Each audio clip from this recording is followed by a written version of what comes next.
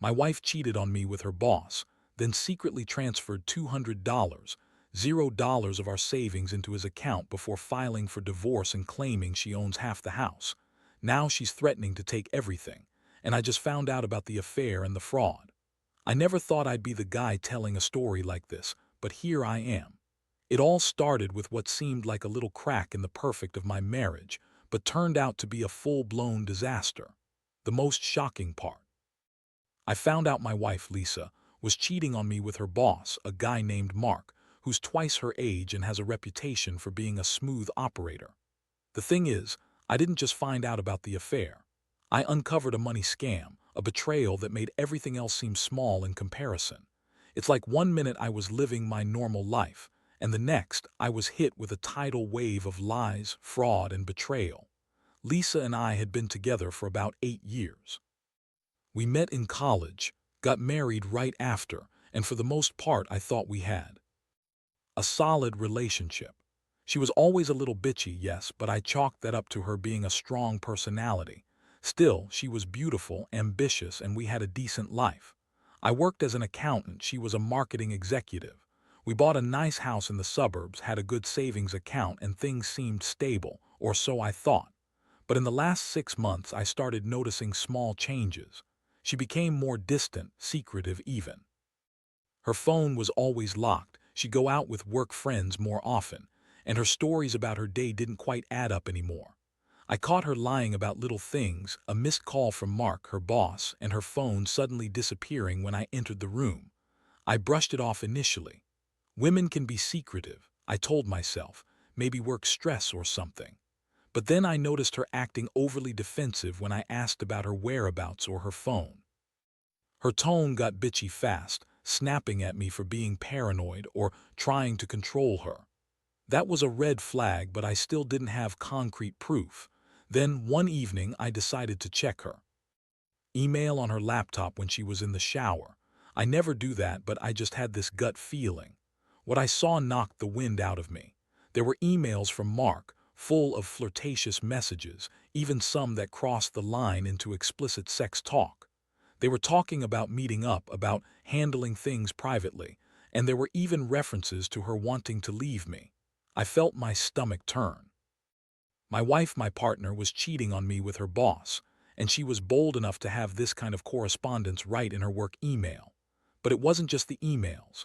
I also found out that she secretly transferred $200, $0 from our joint savings account into Mark's personal account, a move I knew nothing about. That was the real punch in the gut. I'd worked hard for that money, saving for our future, for our kids' college fund, and for emergencies. And she just siphoned it off without telling me. I looked at the bank statements, and there it was, the transfer was made a week ago. She had been planning this, I realized, probably knowing she was about to leave me, or maybe just wanting to take the easy way out. The worst part, I didn't have a clue. I felt like I'd been hit by a freight train. How could she do this? How could she lie to my face for so long? The betrayal was one thing, but the money, that was a whole different level of cold calculation. I was furious, not just hurt, but furious that she could be so manipulative, so dishonest. I wanted to confront her immediately, but I knew I had to think carefully.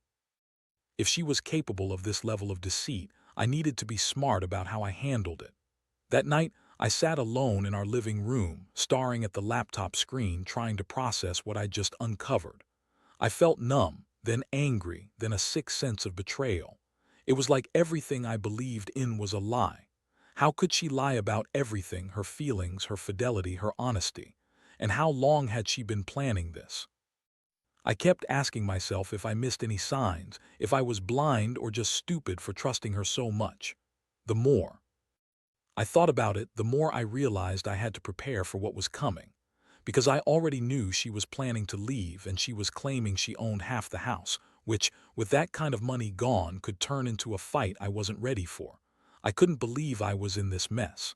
I never wanted to be the guy who gets cheated on and duped out of his savings. But here I was, facing a nightmare I never saw coming. And the worst part, I knew she was probably lying about everything, trying to spin some story to save her own ass. I had to figure out my next move, but I knew one thing for sure.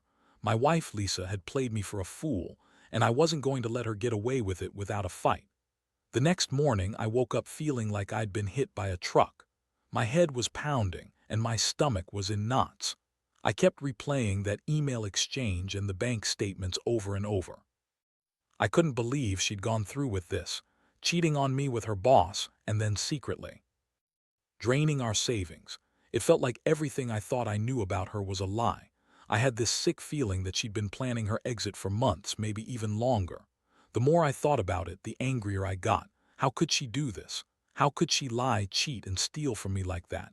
I decided I had to get some answers. I couldn't just sit around and let her walk away with everything. I needed to know what her game was, how deep this betrayal went, and what her plans were. I started by digging through her phone, her emails, her social media.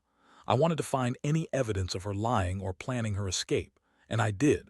I found more messages, flirtatious texts, plans to meet Mark again, even some secret conversations about how she was going to tell me she was working late or going on a trip. But what really caught my attention was a text she sent to Mark late at night. "Tonight's the night. I'll make sure he never suspects a thing." I felt like I'd been punched again. That was her plan then, to keep me in the dark until she was ready to leave. I couldn't believe how cold and calculating she'd become. It was like she was playing a game and I was just a pawn in it. I knew I had to confront her. I waited until she came home that afternoon, trying to keep my cool. She walked in, all bitchy smile and fake cheerfulness, acting like everything was fine.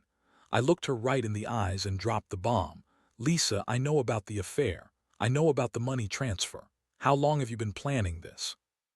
Her face froze for a moment, then she scoffed and rolled her eyes. "Oh, come on, Mike. You're overreacting. You always jump to conclusions. I've been working late, yes, but that doesn't mean I'm cheating on you. You're paranoid as usual." She tried to brush it off, but I wasn't buying it. I told her I'd seen the emails, the bank transfer, everything. Her reaction. She got defensive, started yelling at me, calling me crazy, saying I was stalking her, that I was controlling. She even had the nerve to say she was the victim here, that I was accusing her of something she didn't do, that I was ruining her reputation. That's when I saw her true colors.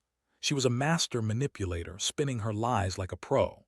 She kept claiming she loved me, that she was just stressed at work, that Mark was just a friend, and that I was blowing everything out of proportion. She told me she deserved a better life, that she was tired of my boring routines, and that she was going to leave me because she was not happy anymore. I could see the venom in her eyes. She was angry, bitter, and ready to destroy everything we built. I felt a mix of heartbreak and rage. I wanted to believe her, but I couldn't ignore the evidence. At the same time, I was furious that she'd lied to my face, betrayed me so deeply, and then had the nerve to blame me for being suspicious. That moment was a turning point. I realized I couldn't stay passive anymore. If she was going to leave, I was going to make sure I fought for what was mine, my house, my savings, my dignity. I wasn't going to let her walk over me, not without a fight. That night I sat alone in the dark, thinking about everything. The betrayal, the lies, the money stolen, the love I thought was real. I felt like I'd been duped by someone I thought I knew. I wondered how I missed all the signs, how I was so blind to her true nature. I started to realize that this wasn't just about cheating. It was about trust, control, and a woman who had been planning her escape for months. She was a bitch, no doubt, and she'd played me for a fool. But I knew I couldn't let her get away with it. I had to act fast, plan my next move, and protect what was left of my life. I decided to get legal advice first thing in the morning. I needed to understand my rights, figure out how much she could claim, and prepare for the fight ahead. Because if she thought she could just walk away with half the house and a chunk of my savings, she was dead wrong. I was done being the victim. From now on, I'd fight for what was mine, and I'd make her regret ever crossing me. That was the only way I saw to get some sense of justice in this mess. I didn't want her to think she could just cheat, steal, and lie her way out of everything. Not on my watch. The morning after that confrontation, I woke up with a clear head, or at least as clear as it could be under the circumstances. I knew I had to act fast. First step, I contacted a lawyer who specialized in divorce and financial disputes. Sitting across from her in that office, I learned some things I didn't fully understand before. Turns out, Lisa's plan to claim half the house was more than just a bluff. She had a legal right to some of it if she could prove she contributed to its value. And that $200, $0 transfer, that could be considered fraud, especially if I could prove she lied about her intentions or was trying to hide assets. My lawyer, a sharp woman named, laid out the options. She told me I could file for divorce immediately, but that wouldn't stop Lisa from trying to claim her share of the house or even contest the money transfer. She warned me that Lisa's aggressive attitude and her manipulative streak meant I'd need to be prepared for a fight. I already felt that way, but hearing it out loud made things real. I also learned that I had a window of time to freeze our joint accounts and start gathering evidence. That was crucial. I couldn't let her drain any more of the money or hide assets before I secured my position. Back at home, I started to piece together her game plan. I knew Lisa was planning to leave, probably with Mark, and that she'd use her ownership claim on the house as leverage. She'd probably try to spin some story about how she contributed equally, even though I knew she hadn't worked a day in the last year. I also realized she'd been secretly transferring money into Mark's account, maybe to prepare for their future together. That meant I had to find a way to prove her fraud, her lies, and her intentions. I needed hard evidence. I decided to hire a private investigator. I wanted someone who could dig into her finances, her whereabouts, and maybe even catch her in the act. If she tried to leave town, the pie was discreet, professional, and promised to get me what I needed. Meanwhile, I started reviewing all our financial documents, bank statements, emails, and text messages. I marked every suspicious transaction, every lie she told, and every sign she was planning to cut me out completely. The more I looked, the angrier I got. She wasn't just cheating, she was scheming to take everything I had built. One thing that struck me was how she kept insisting she owned half the house. She kept throwing that phrase around, acting like I was some kind of villain for questioning her. She'd lie, say she'd worked just as hard as me, that she contributed to the mortgage and the bills, even though she hadn't earned a paycheck in months. She'd twist every fact to make herself seem innocent, but I saw through it. She was a master at manipulation. Her bitchy attitude was part of it, snapping at me, calling me paranoid, accusing me of trying to control her when all I wanted was honesty. I also started to realize that her threats about taking everything weren't just empty words. I heard her on the phone talking to her friends, bragging about how she'd take him for everything he's worth, and how she'd make sure he never sees a penny of the house. I knew she was serious. She'd been planning this for months, maybe longer. I could see it in her eyes, cold, calculating, and ruthless. She wasn't the same woman I married. She was someone else entirely, someone capable of stabbing me in the back and then trying to walk away with the loot. That night I sat there, feeling exhausted but determined. I realized I had a long fight ahead and I had to be smart about it. I couldn't let her manipulate her way out of this. I had to stay calm, gather more evidence, and make sure I protected myself legally. I was hurt, betrayed, and angry, but I also knew I had to keep my head. If I wanted to get through this, I had to be strategic. I couldn't let her win, not like this. I was going to fight for my rights, for my house, for whatever was left of my dignity. And I was done being the fool who trusted someone who turned out to be so manipulative. From here on, it was war. Over the next few days, the chaos only intensified. The private investigator came through with some shocking findings. Lisa had been meeting Mark in secret, and there was evidence that she had been planning her exit for months. She'd been making calls late at night, discussing how she'd get everything and leave him with nothing, and the transfers of money were just the beginning. She had also been making moves to transfer her own assets into her name, trying to hide her true financial situation. I felt like I'd been punched again and again, but I knew I had to keep my composure. I called my lawyer and told her everything. We started to prepare a formal legal plan, filing for divorce, freezing our joint accounts, and issuing subpoenas for her financial records. I also made a list of everything I could prove: the emails, the bank transfers, her secret meetings. I knew I had a mountain of evidence, and I wasn't planning to let her walk away with a dime more than she deserved. Meanwhile, Lisa kept up her act. She was still pretending everything was Fine, still throwing around the line that she owned half the house, and insisting she was the victim in all of this. She called me paranoid, accused me of spying on her, and told everyone that I was just overreacting. But I saw through her lies. I knew she'd been lying from the start. She was cold, bitchy, and manipulative, exactly the kind of person who could turn a marriage into a game of chess just to get what she wanted. One afternoon, I caught her trying to log into our joint bank account from her phone. I saw her trying to withdraw more money, probably to fund her escape. That was the moment I knew I had to act fast. I called the bank, froze all accounts, and put a stop payment on anything she might try to take out. I also changed all the passwords to our financial accounts. I couldn't let her pull any more stunts. I also started to think about how to handle the house. She kept saying she owned half of it, but I knew that wasn't entirely true. We had a mortgage, yes, but I was the one making the payments. She contributed nothing to the mortgage in months, and I had receipts to prove it. Still, I knew she'd try to claim her half and threaten to take me to court. I needed to be prepared for that.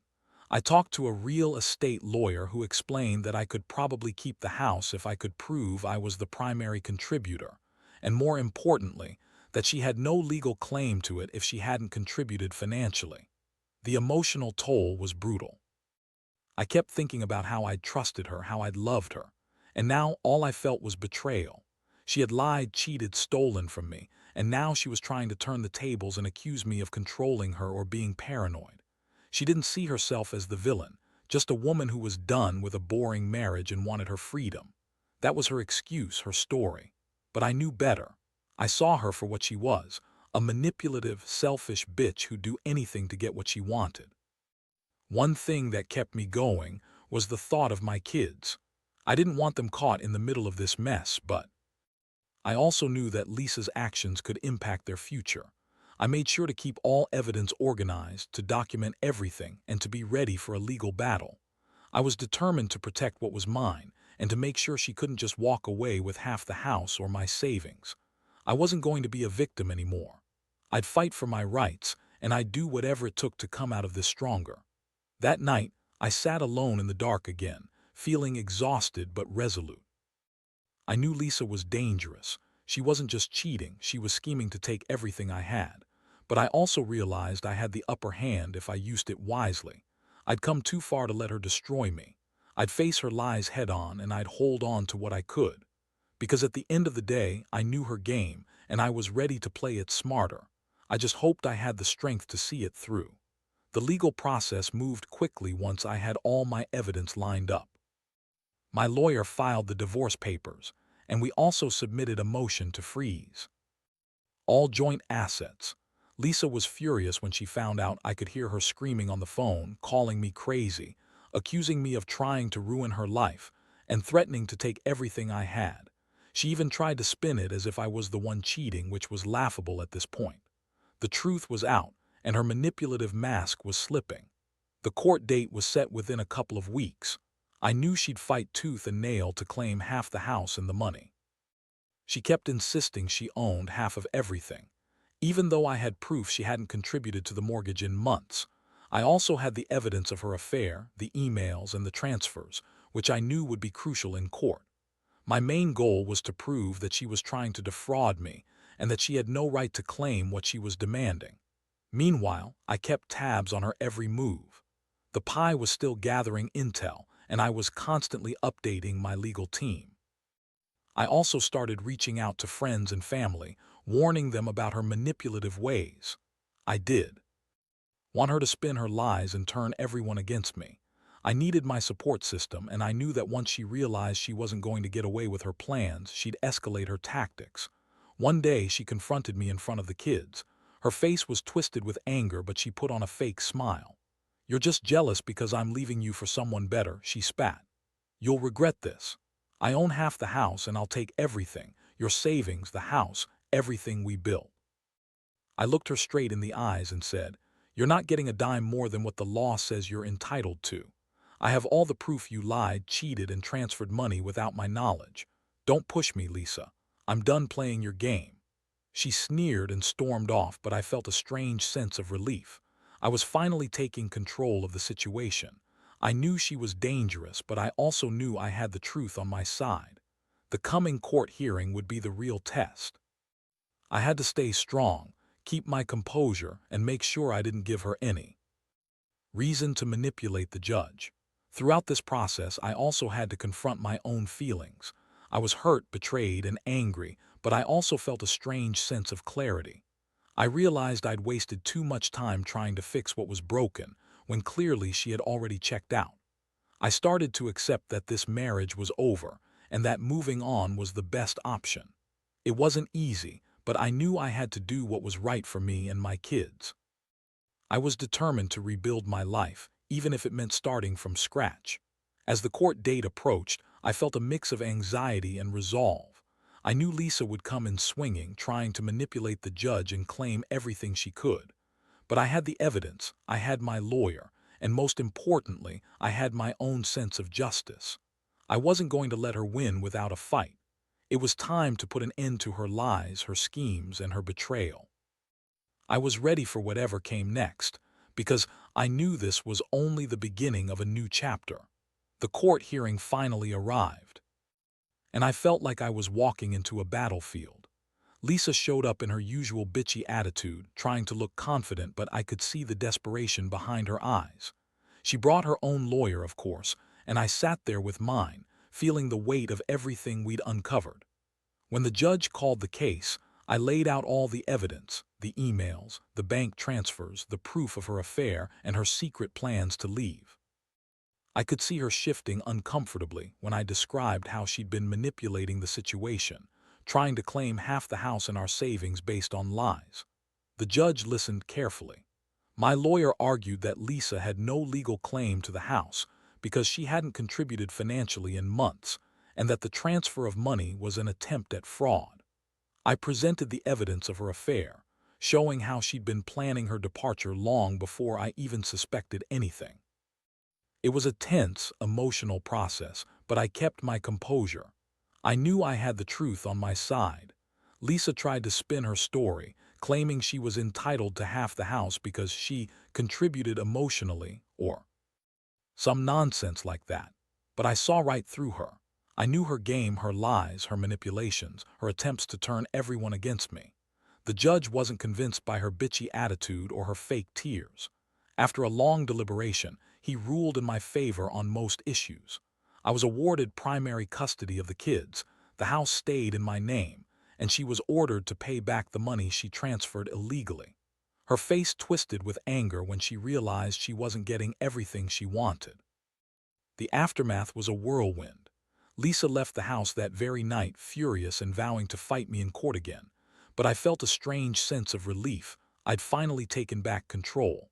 I had protected what was mine, and I'd exposed her lies. I knew she'd try to come back, maybe with more schemes, but I was ready. I wasn't going to let her ruin my life anymore. I had learned the hard way that trust is fragile and betrayal runs deep. But I also learned that standing up for yourself, even when it's painful, is the only way to reclaim your dignity. In the end, I realized that I'd been blinded by love, but that I was stronger than I thought. I'd survived her betrayal, her fraud, her lies. I'd rebuild from this, not just financially but emotionally. The scars will always be there, but so will the lessons. Never again will I ignore the signs, and never again will I let someone manipulate me into losing everything I worked so hard for. I hope this story serves as a warning. Trust is earned, and sometimes you have to fight to protect what's yours. That's what I did. That's what I'll keep doing.